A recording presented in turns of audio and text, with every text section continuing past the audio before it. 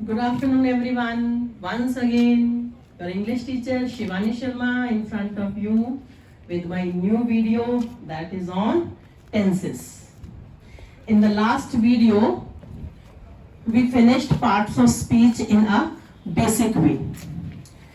Parts of speech: noun, pronoun, verb,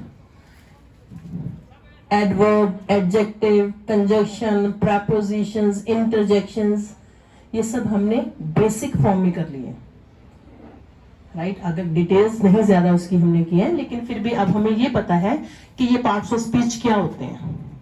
अगर आप किसी बड़ी क्लास के बच्चे हो या कोई जो भी वीडियो देख रहा है, अगर आपसे कोई छोटा बच्चा पूछता है मैं ये पार्ट्स ऑफ स्पीच क्या होते हैं दे दी, तो अब आप उसको बता सकते हो, right. So now I am thinking of doing tenses. लेकिन टेंसेस को प्रॉपरली मैंने प्रेजेंट पास्ट फ्यूचर में करने से पहले ये सोचा कि एक आपको एक जनरल सी इंट्रोडक्शन दे देती हूँ टेंसेस में। जो मिस्टेक्स हम सब बच्चे तो करेंगे, हम सब करते हैं, कुछ छोटी छोटी मिस्टेक्स करते रहते हैं। फिर वही बात कि हम कहते कोई बात नहीं, इतना तो चलता है। वही बात मैं कहूंगी, हमने नहीं चलाना है, हमने तो सबको एक्यूरेटली करना है। जब हमारे पास सही चीज की नॉलेज है तो हम क्यों ना उसको सही यूज करें। टेंसेस सबको पता है, प्रेजेंट पास्ट फ्यूचर होते हैं। नहीं पता तो मैं बता रही हूँ। Present indefinite, past indefinite, future indefinite, present continuous, past continuous, future continuous, present perfect, past perfect, future perfect and present perfect continuous, right. बहुत सारी चीजें हैं। उनको टर्न वाइज शुरू, नंबर वाइज शुरू करने से पहले जो मैं देखती हूँ, जो मैंने अपने इतने लंबे एक्सपीरियंस में देखा है कि जो कुछ हम चीजें गलतियां करते हैं और कुछ चीजों को समझने में हम बहुत टाइम लगा देते हैं। फॉर एग्जाम्पल कि कई बार होता है कि हम किसी को टेंसेस करवा रहे हैं या कर रहे हैं, तो हम इसको बहुत बड़ा सा चार्ट बना लेते हैं, टेबल बना लेते हैं। That is not a wrong thing. मैं ये नहीं कह रही कि कोर्स में कोई गलत चीज है। उसको और सही तरीका करने का क्या है वो मैं आपको बताना चाहती हूँ। तो चार्ट हम याद भी कर लेते हैं कि प्रेजेंट इंडेफिनिट में ये लगता है, पास्ट में ये लगता है, हरे सारे। और कई बार हम अपनी मम्मी को, ट्यूशन वाली दीदी को, अंकल आंटी को लिख के भी दिखा देते हैं कि देखो मुझे तो टेंसेस आते हैं। But the real problems comes when we are not able to use it in the formation of sentences. हम फिर से वही गलतियां करते हैं। कहाँ पर वर्ब की फर्स्ट फॉर्म लगानी है, कहाँ पर सेकेंड लगानी है, कहाँ थर्ड लगानी है। This kind of mistakes we do. और एक मैंने बहुत जनरल जो मिस्टेक देखी वो क्या होती है, डिड के साथ बहुत लोगों को मैंने देखा है, बच्चों को देखा है, सेकंड फॉर्म लगाते हैं, राइट। उनको लगता है डिड जो है पास्ट फॉर्म है तो इसका मतलब उसके साथ सेकंड फॉर्म यूज होगी। और मैंने क्या बताया था, we don't have to write first form, second form, third form. We have to write present, past and past participle. तो ऐसे ही कुछ चीजों का मैंने ये आज सोचा कि छोटे से पहले एक हम कुछ छोटी सी चीजें डिस्कस कर लेते हैं। टेंसेस, थिंग्स टू नो, ठीक है। प्रेजेंट, पास्ट, फ्यूचर, ये हम सबको पता है कि 3 तरह के टेंसेस होते हैं। प्रेजेंट वर्तमान, पास्ट हो चुका, फ्यूचर आने वाला। और हमने वर्ब्स की थी। वर्ब्स की भी आगे बहुत सारी काइंड्स होती हैं, जिसमें एक मैं हेल्पिंग वर्ब के बारे में आज थोड़ा सा बताती हूँ। डू, डज, डिड, ये सारे हेल्पिंग वर्ब्स हैं हमारे। तो हमने क्या ध्यान देना है, जहां पर भी डू और डज लगा हुआ है, wherever we are using do and does, there we have to use only present form of the verbs, यानी कि हमने उसके साथ फर्स्ट फॉर्म का यूज करना है। फॉर एग्जाम्पल, इफ आई से do you like T, do you like ice cream, I do not like junk food, I do not go for a walk. My mother does not go to office. तो जहां पर भी हम do और does का use करते हैं, वहां पर हमने हमेशा always, there is always use of verb की first form, that is present form। आपने इस चीज का ध्यान रखना है। जब हम कोई, अगर आप 6th 7th क्लास में हैं या 4th में छोटे बच्चे हैं, तो आपने जब भी कोई क्वेश्चन लिखना है ना, आंसर लिखना है, तो बहुत ध्यान से हमने सोच कर लिखना है कि this question is in do और does, so that means I have to use first form, okay. And next is did. अब डिड जो है, did is past form of do, लेकिन जब हम डिड का यूज करेंगे, डिड वैसे पास्ट इंडेफिनिट टेंस में यूज होता है, लेकिन जब हम उसका यूज करेंगे तो that also takes first form of verb.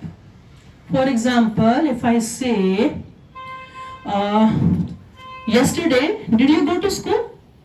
So कल की बात हो रही है, yesterday टाइम निकल गया जो पास्ट की हो रही है, लेकिन मैं फॉर्म कौन सी यूज करूंगी? First. yesterday did you go to school? right? did you invite your friend on your birthday? did you go to any hill station last year? So वहां पर हमने did के साथ फर्स्ट फॉर्म का use करना. आप ध्यान देना, हम या हमारे आसपास कई बार हम did के साथ हम पास्ट फॉर्म का यूज करते हैं, which is wrong, which gives a wrong impression of language. ठीक है? So क्या ध्यान रखना हमने? do, does, did तीनों के साथ वो always present form of verb. Right? And coming to next ing form. आपने आपको पता होगा ना, कॉन्टिन्यूस टेंस है, हम सबको पता है. कोई भी कॉन्टिन्यूस टेंस हो, प्रेजेंट, पास्ट एंड फ्यूचर, कोई भी continuous, there is always use of present form of the verb, that means verb की फर्स्ट फॉर्म प्लस ing. हमेशा किसी भी कॉन्टिन्यूस टेंस में, जब आप चार्ट बनाते हो, देखते हो, गूगल पे देखते हो, ग्रामर बुक कहीं पर भी देखते हो, तो आपने उसको देखे बिना भी आप कहीं पर भी कॉन्टिन्यूस टेंस होगा, हम उसमें हमेशा वर्ब की फर्स्ट फॉर्म प्लस ing का ही यूज करेंगे. वर्ब की फर्स्ट फॉर्म ing जब एज अ वर्ब यूज हो रही है, इस चीज का भी ध्यान देना है. जब एज अ वर्ब यूज हो रही है, दैट मीन्स वो कोई ना कोई कॉन्टिन्यूस टेंस है. For example, if I say okay, the sun is shining in the sky. The sun is shining in the sky.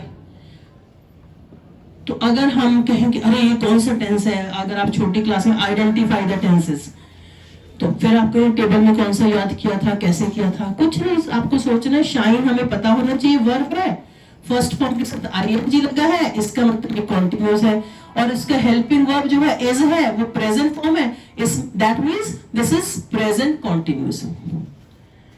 अगर हम इसी को मैं बोल दूं, the sun was shining, the sun was shining, मेरी राइटिंग आप लोगों को समझ आ रही होगी, शायद आ रही होगी.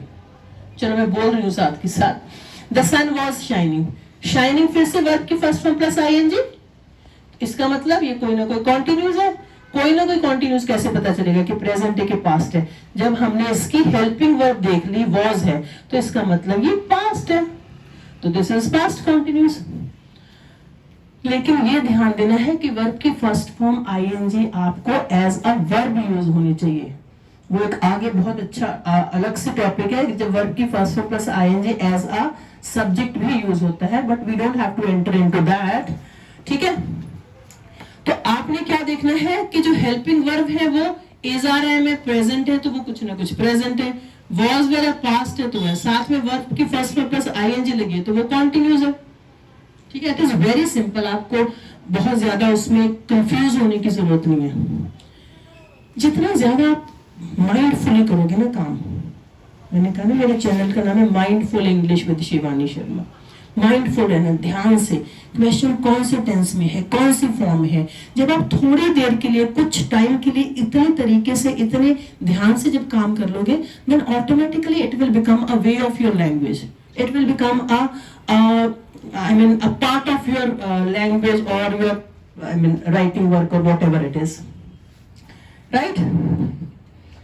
एक बात आपने और ध्यान देनी है, has, have, had.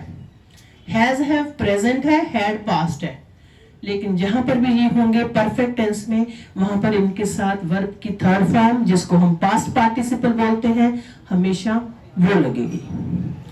For example, अगर मैं ये कहूं कि I have finished parts of speech series, मैंने पार्ट्स ऑफ स्पीच की सीरीज खत्म कर दी है, खत्म कर चुकी हूं, this is perfect. I am doing tenses, I am doing, continuous कर रही हूँ. Generally I shoot my video in the evening. This is present form. Indefinite, चलो एक वो अलग से आपकी जो टेंसेस की आइडेंटिफिकेशन की वीडियो होगी तो वो, लेकिन हाँ इससे before starting my actual video on tenses on the in a series, उससे पहले मैं आपको एक जनरल इंट्रोडक्शन देना चाहती थी कि जब आप कोई राइटिंग वर्क कर रहे हैं या फिर आप कुछ बोल रहे हैं तो हमें इन चीजों का ध्यान देना है. और ये चीजें अगर हम ध्यान देंगे तो हमारी लैंग्वेज में काफी करेक्शंस हो जाएंगी, अगर अभी तक नहीं. राइट?